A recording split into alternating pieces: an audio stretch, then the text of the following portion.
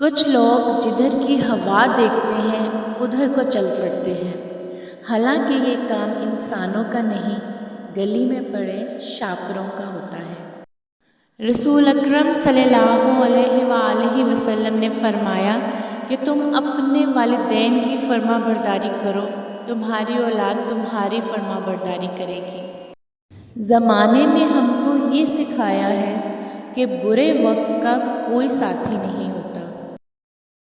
حضرت علی رضی اللہ عنہ نے فرمایا کہ جاہل کے سامنے عقل کی بات مت کرو، کیونکہ پہلے وہ بحث کرے گا اور پھر اپنی ہار دیکھ کر تمہارا دشمن ہو جائے گا۔ ہم جانتے ہیں کہ صدقہ مصیبت کو قریب نہیں آنے دیتا، مگر افسوس ہم صدقہ کرتے ہی مصیبت کے بعد ہیں۔ دوا کی تلاش میں رہا دعا کو چھوڑ کر، میں چل نہ سکا دنیا میں خطاؤں کو چھوڑ کر، حیران ہوں میں اپنی حسرتوں پر اقبال، ہر چیز خدا سے مانگ لی مگر خدا کو چھوڑ کر۔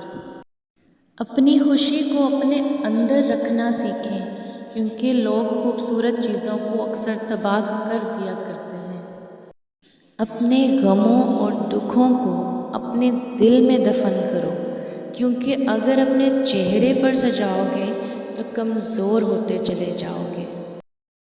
جہاں اپنی بات کی قدر نہ ہو وہاں چپ رہنا ہی بہتر ہے۔ غلطی چاہے کسی کی بھی ہو، مگر روٹھ جانے کے بعد بات کا آغاز وہی کرتا ہے جس کو بے پناہ محبت ہو۔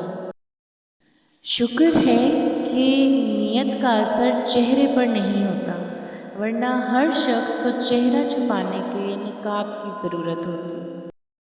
محنت اتنی خاموشی سے کرو کہ تمہاری کامیابی شور مچا دے۔